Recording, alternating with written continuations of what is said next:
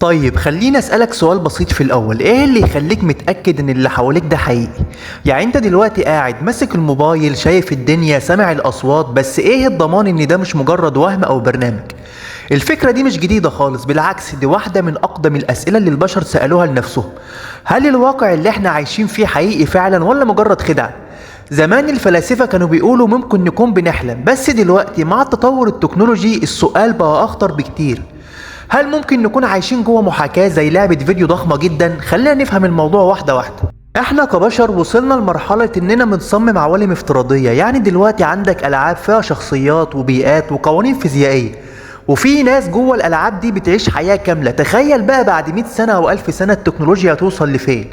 ممكن نوصل لمرحلة اننا نعمل محاكاة مطابقة للواقع بنسبة 100%، شخصيات فيها عندها وعي، عندها احساس، ومش عارفة انها جوه لعبة اصلا. وهنا بقى السؤال المرعب، لو احنا نقدر نعمل ده، ايه اللي يمنع ان حد تاني عمله قبلنا؟ في عالم اسمه نيك بوستروم، فيلسوف من جامعة اوكسفورد، طرح نظرية اسمها فرضية المحاكاة. النظرية دي بتقول ان في 3 احتمالات. اول احتمال ان الحضارات المتقدمة بتفنى قبل ما توصل لتكنولوجيا المحاكاة. تاني احتمال انهم بيوصلوا للتكنولوجيا بس يقرروا ما يعملوش محاكاة. تالت احتمال وهو الاخطر انهم بيعملوا محاكاة كتير جدا، ولو الاحتمال التالت ده صح يبقى احنا بنسبة كبيرة جدا عايشين جوه واحدة من المحاكاة دي.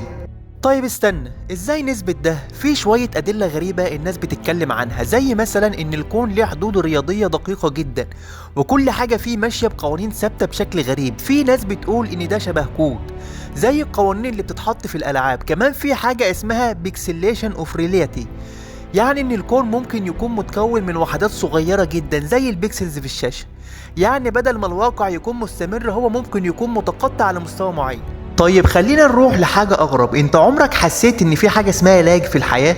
يعني لحظة كده حسيت إن الوقت وقف، أو إن موقف حصل كأنه متكرر زي الديجافو. في ناس بتفسر ده إنه مجرد وهم في المخ، بس في ناس ثانية بتقول دي أخطاء في المحاكاة، زي لما اللعبة تهنك شوية.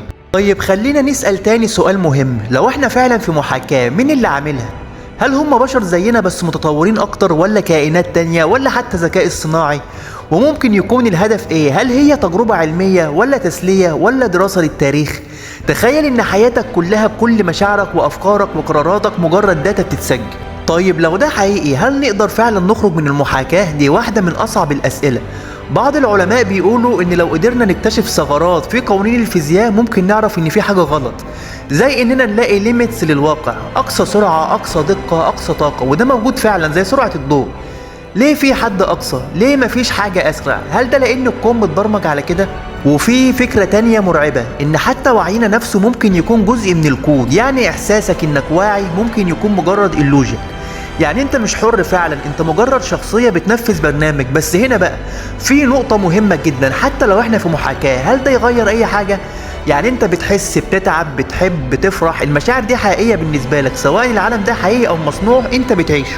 وفي رأي تاني بيقول حتى لو احنا في محاكاة ده ممكن يكون احسن حاجة. ليه؟ لان ده معناه ان في مستوى اعلى من الواقع، وان ممكن يكون في هدف اكبر. طيب خليني اختم معاك بفكرة تخليك تفكر، لو انت شخصية في محاكاة وفي حد بره بيتفرج عليك، هو شايفك ازاي؟ هل انت مجرد رقم، ولا قصة، ولا تجربة؟ ولو في يوم قدرت تثبت انك في محاكاة، هتعمل ايه؟ هتحاول تهرب ولا تكمل حياتك عادي؟ في الاخر الاجابة الحقيقية لسه محدش عارفها، بس السؤال نفسه بيخلينا نبص للحياة بشكل مختلف. يمكن احنا في محاكاة ويمكن لا، بس الاكيد ان الواقع اغرب بكتير مما احنا فاكرين. ولو وصلت لحد هنا قول لي رأيك، انت شايف اننا عايشين في محاكاة ولا شايف ان ده كله خيال؟